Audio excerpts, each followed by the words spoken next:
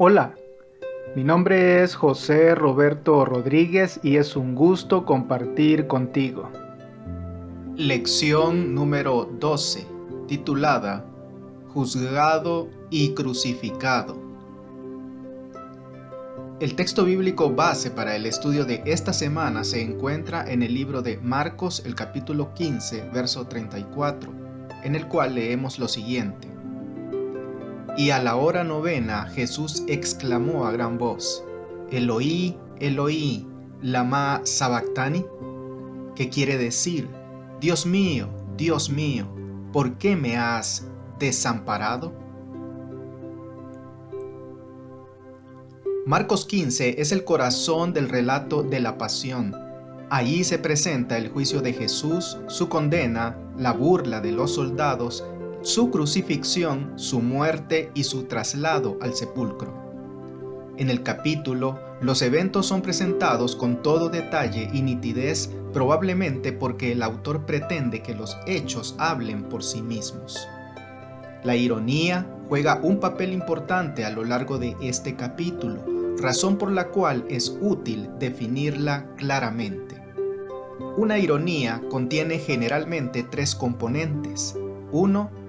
Dos niveles de significado. 2. Los dos niveles están en conflicto o contrastan uno con otro. Y 3. Alguien no percibe la ironía, no reconoce lo que está sucediendo y no sabe que él o ella es quien sufrirá las consecuencias.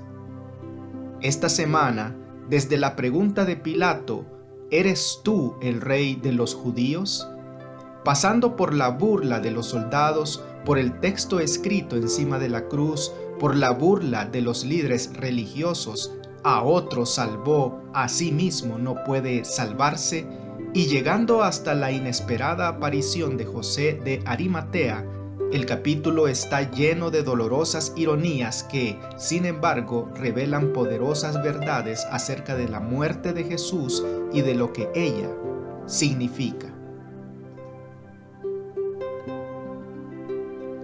¿Eres tú el rey de los judíos? Leamos en Marcos el capítulo 15, los versos 1 al 15. Muy de mañana, habiendo tenido consejo los principales sacerdotes con los ancianos, con los escribas y con todo el concilio, llevaron a Jesús atado y le entregaron a Pilato. Pilato le preguntó, ¿eres tú el rey de los judíos? Respondiendo él, le dijo, tú lo dices. Y los principales sacerdotes le acusaban mucho. Otra vez le preguntó Pilato, diciendo, ¿nada respondes? Mira de cuántas cosas te acusan. Mas Jesús ni aun con eso respondió, de modo que Pilato se maravillaba. Ahora bien, en el día de la fiesta les soltaba un preso, cualquiera que pidiesen. Y había uno que se llamaba Barrabás, preso con sus compañeros de motín que habían cometido homicidio en una revuelta. Y viniendo la multitud comenzó a pedir que hiciese como siempre les había hecho.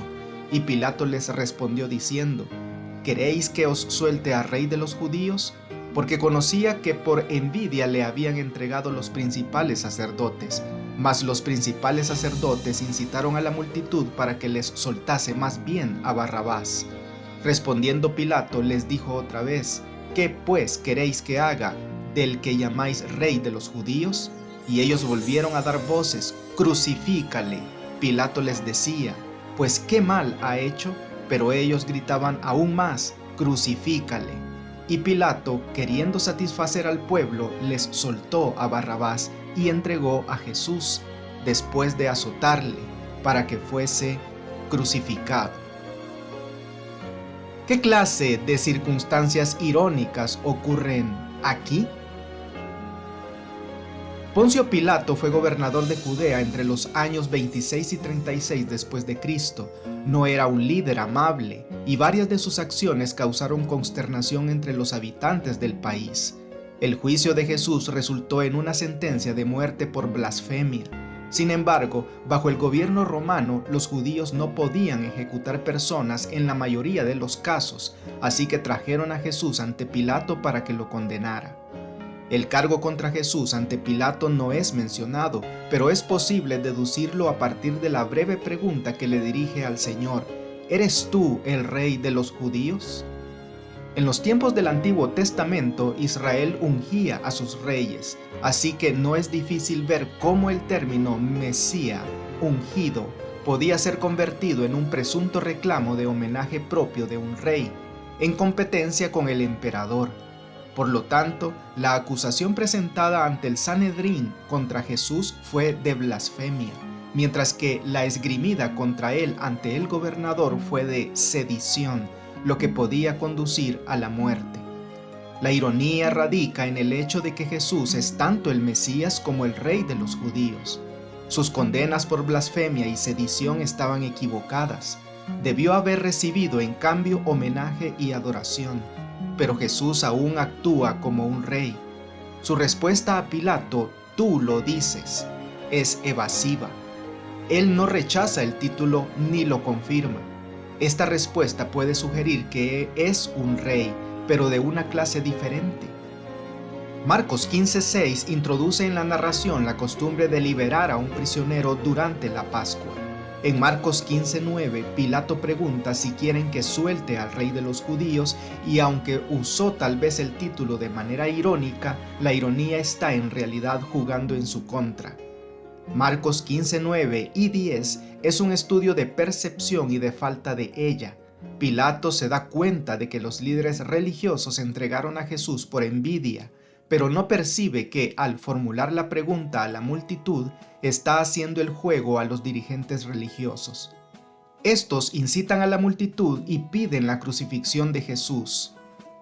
Pilato retrocede. La crucifixión era una manera demasiado terrible de morir, sobre todo para alguien a quien él consideraba inocente. Cuán dolorosamente irónico es que el gobernador romano quisiera liberar al Mesías mientras que los dirigentes religiosos lo querían crucificado. ¿Qué puede preservarte de seguir a la multitud cuando la presión para hacerlo es fuerte? Salve, Rey de los judíos. Leamos en Marcos el capítulo 15, los versos 15 al 20. Y Pilato, queriendo satisfacer al pueblo, les soltó a Barrabás y entregó a Jesús después de azotarle para que fuese crucificado. Entonces los soldados le llevaron dentro del atrio, esto es, al pretorio, y convocaron a toda la compañía.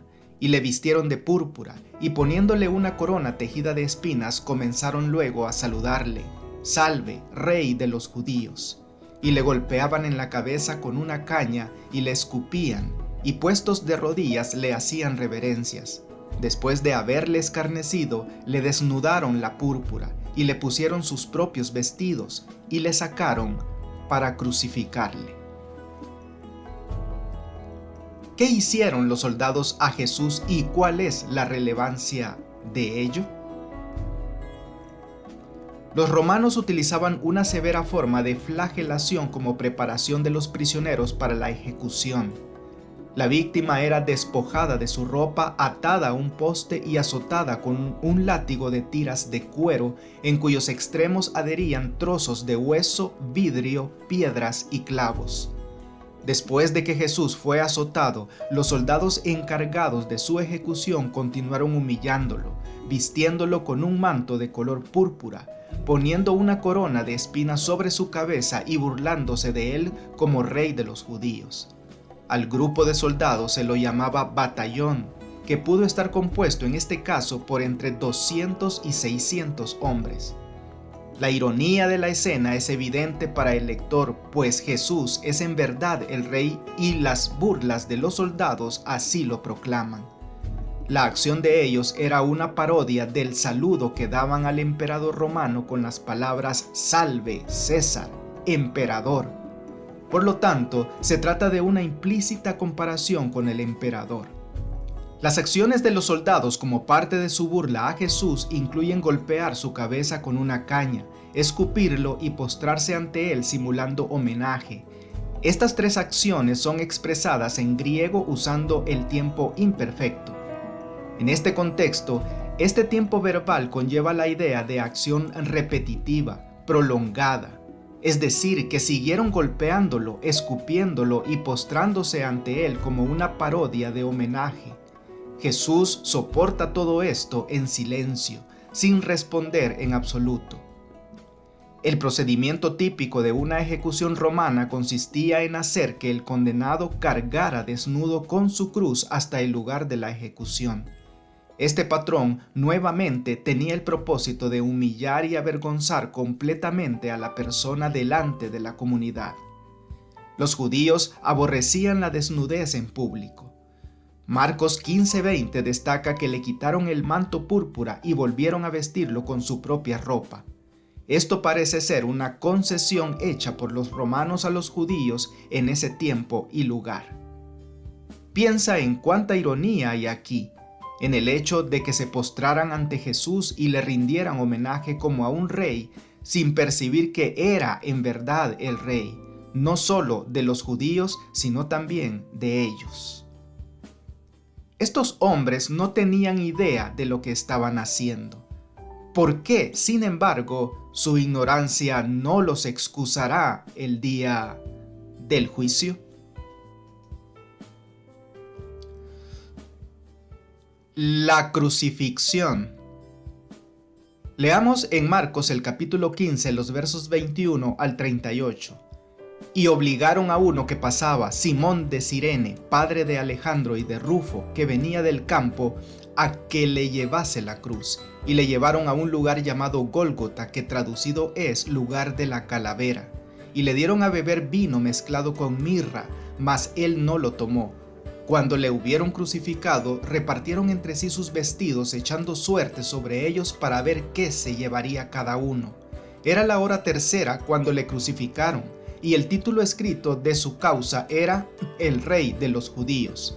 Crucificaron también con él a 2 ladrones, uno a su derecha y el otro a su izquierda.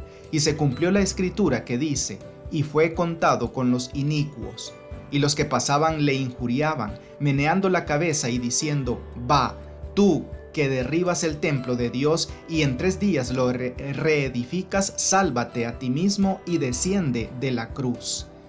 De esta manera también los principales sacerdotes, escarneciéndose, decían unos a otros con los escribas, a otros salvó, a sí mismo no se puede salvar.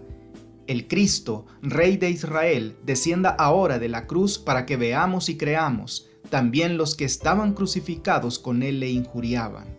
Cuando vino la hora sexta, hubo tinieblas sobre toda la tierra hasta la hora novena.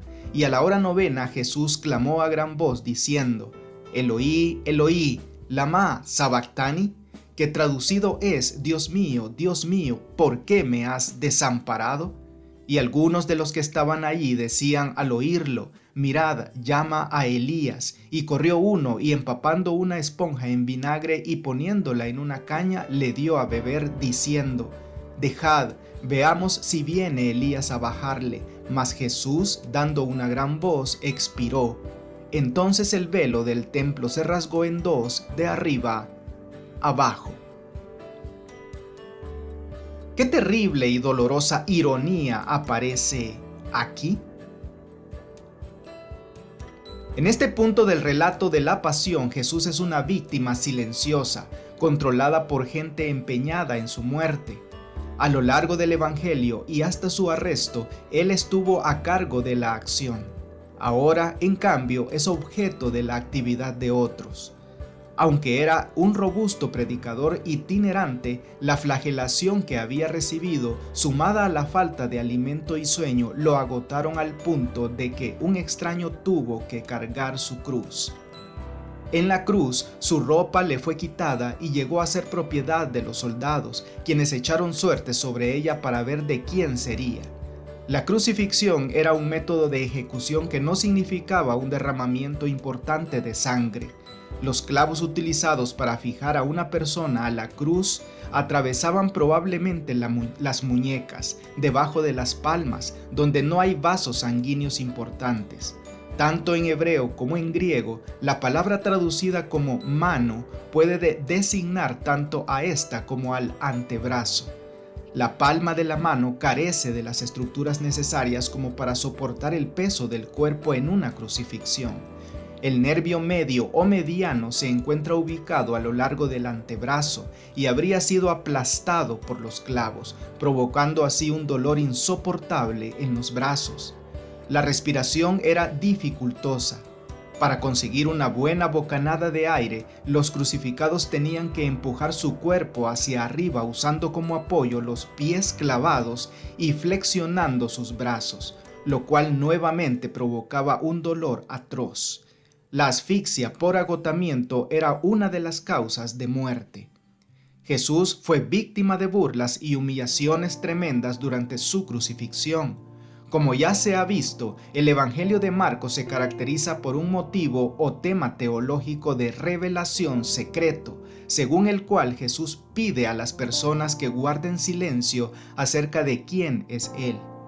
Consecuentemente, títulos cristológicos como Señor, Hijo de Dios y Cristo no aparecen con frecuencia en la narración. Este elemento cambia en la cruz. Jesús no puede ser ocultado. Resulta irónico que sean los líderes religiosos quienes utilizan esos títulos para burlarse de Jesús. Cómo se condenan a sí mismos estos hombres. Una de sus declaraciones de burla se destaca.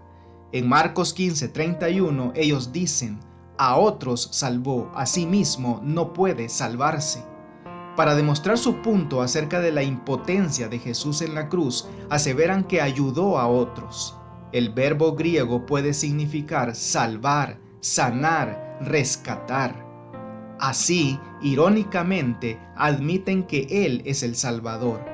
La ironía va más allá, pues la razón por la que no podía salvarse o no quería hacerlo era porque estaba salvando a otros. En algún momento lee Juan capítulo 1 versos 1 al 3 y piensa en lo que este pasaje nos dice acerca de Jesús, el mismo Jesús que está siendo crucificado aquí en Marcos. ¿Cómo podemos abarcar con nuestra mente lo que la muerte de Cristo significa para nosotros?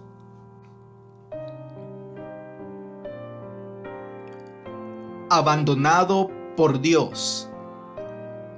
Leamos en Marcos el capítulo 15, los versos 33 al 41. Cuando vino la hora sexta, hubo tinieblas sobre toda la tierra hasta la hora novena. Y a la hora novena Jesús clamó a gran voz diciendo: Eloí, Eloí, lama sabactani, que traducido es: Dios mío, ¿por qué me has desamparado? Y algunos de los que estaban allí decían al oírlo: Mirad, llama a Elías. Y corrió uno y empapando una esponja en vinagre y poniéndola en una caña le dio a beber diciendo: Dejad, veamos si viene Elías a bajarle. Mas Jesús, dando una gran voz, expiró. Entonces el velo del templo se rasgó en dos, de arriba abajo. Y el centurión que estaba frente a él, viendo que después de clamar había expirado así, dijo: Verdaderamente este hombre era hijo de Dios. También había algunas mujeres mirando de lejos, entre las cuales estaban María Magdalena, María la madre de Jacobo el menor y de José, y Salomé, quienes cuando él estaba en Galilea le seguían y le servían, y otras muchas que habían subido con él a Jerusalén. ¿Cuáles son las únicas palabras de Jesús en la cruz que aparecen en Marcos? ¿Y qué significa en última instancia la muerte de Cristo para nosotros? Una oscuridad sobrenatural descendió sobre el Calvario desde aproximadamente el mediodía hasta las 3 de la tarde. Cuando llegó la hora sexta, o sea, el mediodía, hubo tinieblas sobre toda la tierra hasta la hora novena, es decir, las 3 de la tarde. Las palabras de Cristo en la cruz, cuando clama a Dios preguntándole por qué lo ha abandonado, son llamadas el grito de desamparo. Él está citando Salmos 22:1. Otras referencias al mismo salmo aparecen en Marcos 15:24 y 29, indicando que las escrituras se están cumpliendo en la muerte de Jesús. Aún en la malvada confabulación de los hombres, la voluntad de Dios está siendo cumplida. Las palabras de Jesús desde la cruz son reportadas en arameo juntamente con su traducción. La expresión original traducida como Dios mío, es Eloí, Eloí, transliteración del arameo Elaí. Pudo haber parecido a los ahí presentes que Jesús llamaba a Elías, Elía en arameo, que significa mi Dios. Ese precisamente fue el error que algunos de ellos cometieron. Lo que resulta sorprendente acerca de este pasaje es su paralelismo con el bautismo de Jesús registrado en Marcos capítulo 1 versos 9 al 11. Lo que estos paralelos sugieren es que así como el bautismo de Jesús en Marcos 1 es el comienzo de su ministerio, como fue profetizado en Daniel 9, 24 al 27, lo que ocurre en la cruz, según Marcos 15, es la culminación u objetivo de su ministerio, al morir como rescate en favor de muchos. La muerte de Jesús en la cruz también cumple parte de la profecía de Daniel 9, 24 al 27. La rasgadura del velo del templo apunta al cumplimiento del sistema sacrificial cuando el tipo o símbolo se encuentra con el antitipo o realidad simbolizada y una nueva fase de la historia de la salvación comienza. A pesar de la malvada confabulación humana, los propósitos de Dios se cumplieron. ¿Por qué debería esto ayudarnos a comprender que, sin importar lo que ocurra a nuestro alrededor, podemos aún confiar en Dios y saber que su bondad prevalecerá finalmente? Llevado a descansar. Leamos en Marcos el capítulo 15, los versos 42 al 47. Cuando llegó la noche, porque era la preparación, es decir, la víspera del día de reposo, José de Arimatea, miembro noble del concilio que también esperaba el reino de Dios, vino y entró osadamente a Pilato y pidió el cuerpo de Jesús. Pilato se sorprendió de que ya hubiese muerto, y haciendo venir al centurión le preguntó si ya estaba muerto. E informado por el centurión, dio el cuerpo a José, el cual compró una sábana y quitándolo lo envolvió en la sábana y lo puso en un sepulcro que estaba cavado en una peña, e hizo rodar una piedra a la entrada del sepulcro. Y María Magdalena y María, madre de José, miraban dónde lo ponían. ¿Cuál es la relevancia de la intervención de José de Arimatea, especialmente en vista de que los discípulos de Jesús habían desaparecido? En este pasaje, José de Arimatea aparece por única vez en el Evangelio de Marcos. Era un miembro respetado del Sanedrín y un integrante de los grupos sociales selectos. Como hombre rico y respetado, tenía prestigio ante el gobernador, lo que explica que se atreviera a presentarse ante él para solicitar el cuerpo de Jesús. Es conmovedor que un miembro del concilio mostrara un interés tal en el sepelio de Jesús. Mientras tanto, ¿dónde estaban los confiables discípulos? Un detalle histórico de extrema importancia aquí es la verificación de la muerte de Jesús. Marcos 15:43 menciona el pedido del cuerpo de Jesús por parte de José, pero Pilato quedó sorprendido al escuchar que Jesús ya había muerto, por lo que llamó al centurión encargado de la crucifixión y le preguntó si Jesús en verdad ya había muerto. El centurión confirmó que así era. Esto es importante porque luego algunos pretendieron que Jesús no murió en la cruz, sino que solo se desmayó. El testimonio dado por el centurión al gobernador romano refuta tal pretensión. Después de todo, los romanos sabían cómo ejecutar criminales. José trajo un sudario de lino para envolver a Jesús y depositó su cuerpo en una tumba nueva, excavada en la roca. Esta tumba era lo suficientemente grande como para que se pudiera caminar en su interior. Además de José, el escritor del Evangelio menciona que otras dos mujeres vieron el lugar, María Magdalena y María, la madre de Jacobo. Estas dos, junto con Salomé, presenciaron la crucifixión a distancia. Las tres irán a la tumba el domingo de mañana para completar, ellas piensan, el procedimiento funerario de Jesús. ¿Por qué la referencia a estas tres mujeres? Ellas verán con sus propios ojos la tumba vacía en Marcos 16 y, por lo tanto, serán importantes testigos de la resurrección de Jesús. Cuán irónico es el hecho de que los seguidores de Jesús están desaparecidos en acción, pero un miembro del Sanedrín, el organismo que condenó a Jesús, llega a ser el héroe aquí.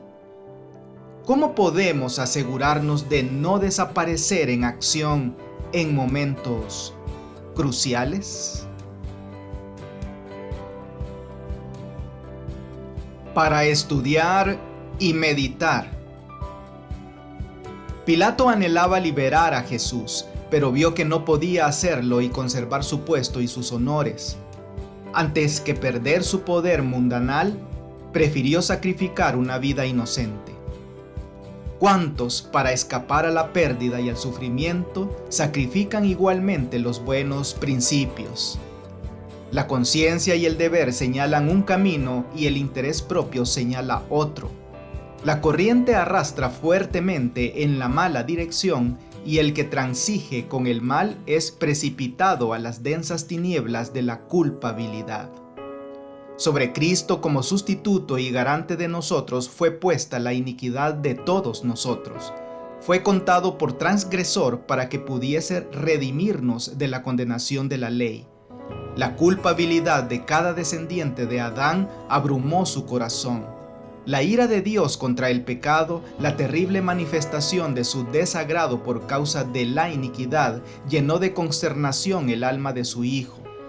Toda su vida Cristo había estado proclamando a un mundo caído las buenas nuevas de la misericordia y el amor perdonador del Padre. Su tema era la salvación aún del principal de los pecadores. Pero en esos momentos, sintiendo el terrible peso de la culpabilidad que carga sobre sí, no puede ver el rostro conciliador del Padre. Al sentir el Salvador que de él se retraía el semblante divino en esta hora de suprema angustia, atravesó su corazón un pesar que nunca podrá comprender plenamente el hombre. Tan grande fue esa agonía que apenas le dejaba sentir el dolor físico. Y ahora, algunas preguntas para dialogar. Observa cuán central era la teología de la sustitución para Elena de White y para la Biblia. ¿Por qué es falsa cualquier teología que resta importancia al papel central de la sustitución y de la muerte de Cristo en nuestro lugar, pagando en sí mismo la penalidad por nuestros pecados?